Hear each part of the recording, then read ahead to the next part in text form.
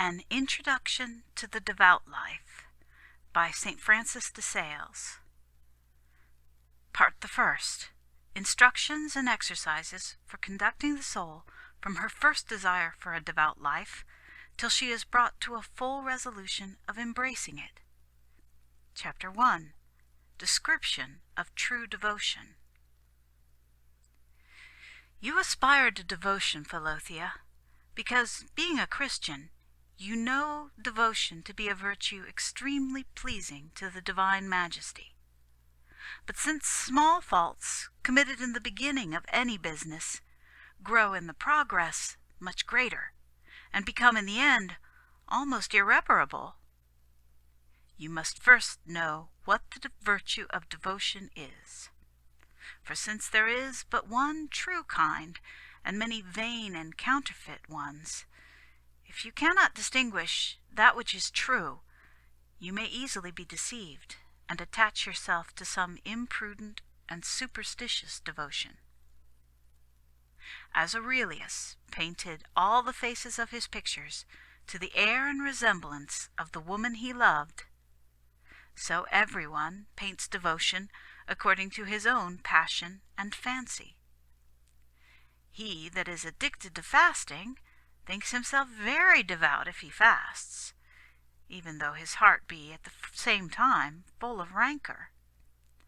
And through sobriety, scrupling to moisten his tongue with wine or even with water, he makes no difficulty of drinking deep of his neighbor's blood by detraction and calumny. Another accounts himself devout if he recites daily a multiplicity of prayers, though he immediately afterwards utters the most disagreeable, arrogant, and injurious words amongst his domestics and neighbors. Another cheerfully draws alms out of his purse to relieve the poor, but cannot draw meekness out of his heart to forgive his enemies. Another readily forgives his enemies, but by some means never satisfies his creditors except when forced to. These are esteemed devout, when in reality they are by no means so. As Saul's servants sought David in his house, Michal laid a statue in his bed, and covering it with David's clothes, made them believe it was David himself. So many persons, by covering themselves with certain external actions belonging to devotion, make the world believe they are truly devout, whereas they are actually nothing but statues and phantoms of devotion. True devotion, Philothea, presupposes not a partial but a thorough love of God. For inasmuch as divine love adorns the soul, it is called grace, making us pleasing to the divine majesty. Inasmuch as it gives us the strength to do good, it is called charity. But when love has arrived at that degree of perfection by which it not only makes us act well, but also work diligently, frequently, and readily, then it is called devotion.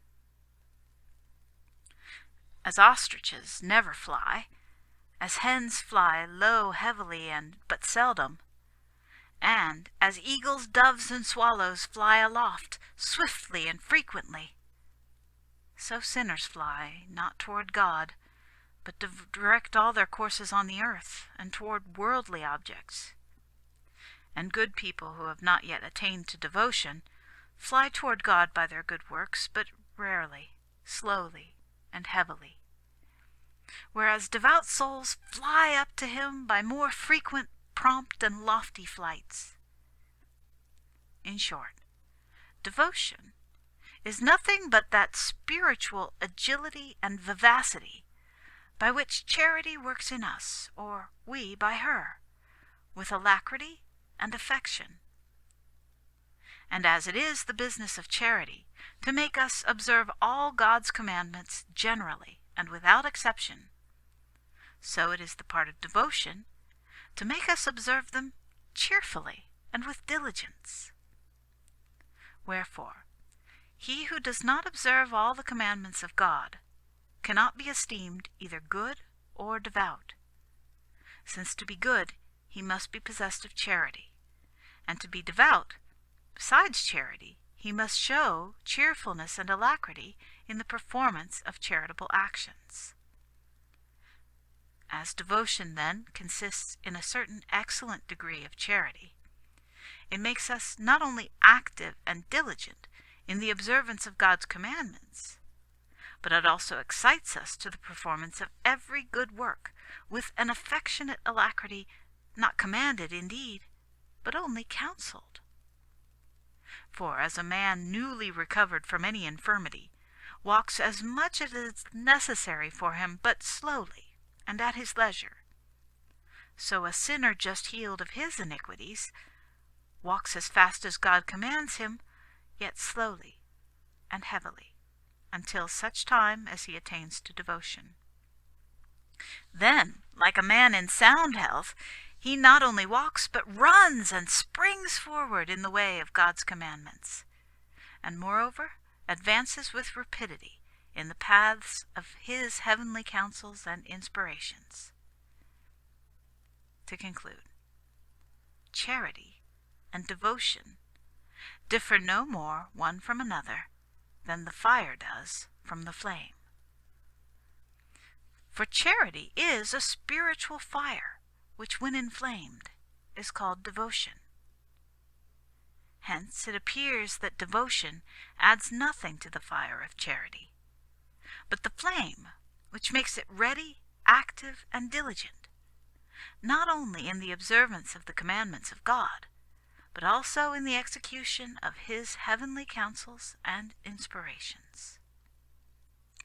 End of Chapter 1 of the first part of Introduction to the Devout Life.